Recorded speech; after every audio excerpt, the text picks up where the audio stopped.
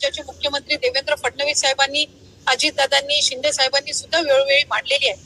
मला आपल्याला आवर्जून त्या निमित्ताने आणि आपल्या माध्यमातून सर्व आमच्या लाडक्या बहिणींना त्या ठिकाणी सांगायचंय की राज्याचे मुख्यमंत्री देवेंद्रजी फडणवीस साहेब आणि आमचे दोन्हीही उपमुख्यमंत्री असतील, मंत्रिमंडळातील सर्व आम्ही त्या ठिकाणी मंत्री महोदय असो, आम्ही सगळ्यांनी सुरुवातीपासूनच ही योजना अधिकाधिक यशस्वी पद्धतीनं राबवण्याचा प्रयत्न हा केलेला आहे. पुढेही आम्ही त्याच पद्धतीनं हा प्रयत्न करत राहणार.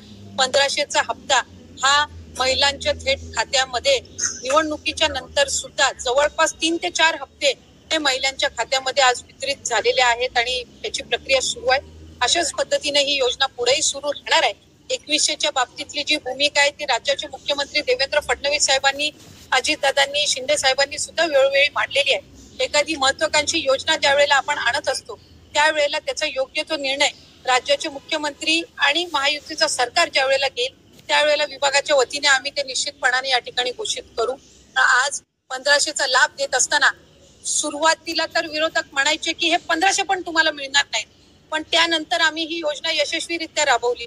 त्याच्यानंतर म्हणायचे की निवडणुकीच्या नंतर ही योजना बंद होणार, पण आज 2,52,00,000 महिलांपर्यंत आम्ही हा लाभ त्या ठिकाणी पोहोचवत आहोत आणि आज 36,000 कोटींची जी तरतूद अर्थसंकल्पामध्ये करण्यात आलेली आहे जेणेकरून ही योजना अशाच पद्धतीनं पुढे सुरू राहावी.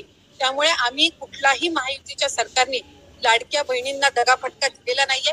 2100चा योग्य तो निर्णय, जाहीरनामा किंवा एखादा ज्या वेळेला तुम्ही वचननामा असतं किंवा पुढच्या 5 पंचवार्षिक या संबंध या याच्यातून दृष्टिकोनातून तो ठेवलेला असतो.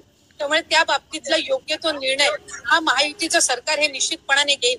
पण आपल्या माध्यमातून मला लाडक्या बहिणींना सांगायचंय की ही योजना कधीही बंद होणार नाही आणि महायुतीच्या